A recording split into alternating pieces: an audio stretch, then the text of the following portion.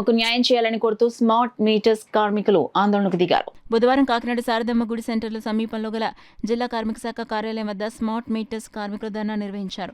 ఈ సందర్భంగా smart meters కార్మికులు మాట్లాడుతూ గత 6 నెలలుగా కాకినాడ డివిజన్ పరిధిలో పనిచేస్తున్నామన్నారు. తమందరికీ ఇంటర్వ్యూలు నిర్వహించి అపాయింట్మెంట్స్ ఆర్డర్స్ ఇచ్చి సంవత్సర కాలానికి స్మార్ట్ మీటర్స్ ఇన్సులేటర్స్ కి 30,000, హెల్పర్స్ కి 20,000గా వేతన ఒప్పందం కుదుర్చుకోవడం జరిగిందని వివరించారు. అయితే 6 నెలలు కూడా పూర్తి కాకుండా తమకు వేరొక అపాయింట్మెంట్ ఆర్డర్స్ ఇస్తూ వాటిలో నెలకు 13,000 జీతాలు భారీగా తగ్గించి ఇవ్వటం జరిగిందని ఆవేదన వ్యక్తం చేశారు. తక్షణమే జిల్లా ఉన్నతాధికారులు కలగజేసుకుని తమకు అగ్రిమెంట్ ప్రకారం న్యాయంగా రావాల్సిన జీతాలు ఇప్పించాలని, అలాగే బకాయి వేతనాలు కూడా ఇప్పించి న్యాయం చేయాలని డిమాండ్ చేశారు.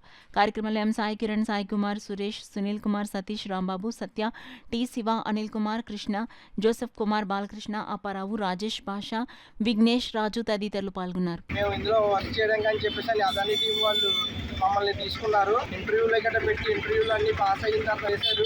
అన్ని చేసిన తర్వాత మీకు 30,000 శాలరీ అని అన్నారు. శాలరీ కూడా అప్పుడు ఇవ్వలేదు, 20,000 అన్నారు. తర్వాత 28,000 శాలరీ ఇచ్చారు. అలాగే ఇప్పుడు మళ్ళీ ఇన్నాళ్ళు మేము ఒక సంవత్సరం వరకు కాంట్రాక్ట్ ఉంటుంది, సంవత్సరం రెన్యువల్ చేస్తామని చెప్పేసి అని మమ్మల్ని తీసుకున్నారు. కానీ ఇప్పుడు ఏమైందంటే పూర్తిగా 1 ఇయర్ కూడా కాంట్రాక్ట్ అవ్వకుండానే 6 నెలలు పూర్తయింది. 6 నెలల తర్వాత ఇప్పుడు ఏం చేశారంటే మళ్ళీ మమ్మల్ని 13,000కి మీరు చెయ్యాలి, హెల్పర్లు ఇన్స్టాలర్లు కూడా కాకుండా హెల్పర్లు కూడా ఇన్స్టాలేషన్ చెయ్యాలని చెప్పేసి అని ఇప్పుడు చెప్తున్నారు.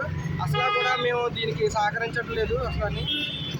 ఇప్పుడు ఎవరన్నా సరే ఇన్స్టాలర్లు లేకుండా ఇన్స్టాలర్ లోపలే వెళ్ళాలి, హెల్పర్ లోపలే వెళ్ళాలి, హెల్పర్లు కూడా ఇన్స్టాలేషన్ చేసి మాకు ప్రోగ్రెస్ చూపించాలని చెప్పేసి అని చాలామంది చెప్పారు మాకు ఇలాగని చెప్పేసి అని. ఇందులోని ఇప్పుడు మాకు అసలు ఉండేది అసలు ఏం వస్తుంది, జీతాలు కూడా సరిగ్గా లేవు. ఇందులో కట్ అవుతున్నాయి కూడా శాలరీలు అన్నారు, శాలరీలు కూడా పూర్తిగా ఇవ్వడం మాకు ఇచ్చేది 10 అన్నారు. తర్వాత 18,000లో కూడా మళ్ళీ కటింగ్ చేసి అన్నీ చేసి 10,000, 12,000, 10,000 కూడా ఇచ్చిన రోజులు ఉన్నాయి మాకు వీళ్ళు.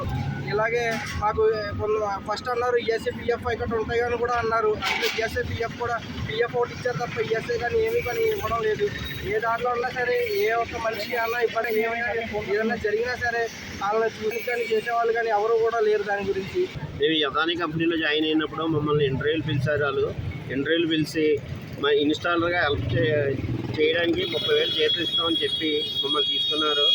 30,000 తీసుకొని అది కూడా గవర్నమెంట్ జాబ్ లాగే మెడికల్ సర్టిఫికేట్ చేయించుకొని రమ్మన్నారు, పోలీస్ ఎంక్వైరీ చేసుకొని రమ్మన్నారు. అన్నీ తీసుకెళ్ళి ఇచ్చిన తర్వాత మాకు లెటర్ ఇచ్చారు, ఆఫర్ లెటర్ ఇచ్చి అందులో 30,000 శాలరీ అని చెప్పారు.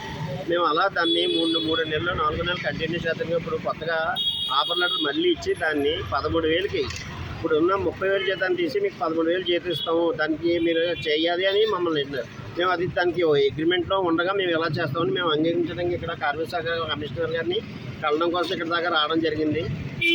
మాకు న్యాయం జరుగుతుందని చూస్తున్నాం. దీనికోసం ఇంతకుముందు ఇందులో చేయాలంటే ఒక హెల్పర్, ఒక ఇన్స్టాలర్ ఇద్దరు ఒక మీటర్ బిగించేవాళ్ళు. ఇప్పుడు అది కూడా తీసి ఒకడే వెళ్ళి మీటర్ బిగించాలంటే వాడికి ఏమైనా పాము కాటేసినా, కరెంట్ షాక్ పట్టినా రెండో వాడు చెప్పుకోవడానికి కూడా దారి లేకుండా ఉండడం వల్ల మేము దాన్ని కూడా ఖండించి ఇంతకుముందు ఎలా కొనసాగించారో దాన్నే ఇవి మళ్ళీ కొనసాగించాలని ఇన్స్టాలర్ హెల్పర్గా దానికోసం కోరడం అయింది. మా సమస్యలను కమిషనర్ గారి ద్వారా చూస్తారని ఇక్కడికి వచ్చాం.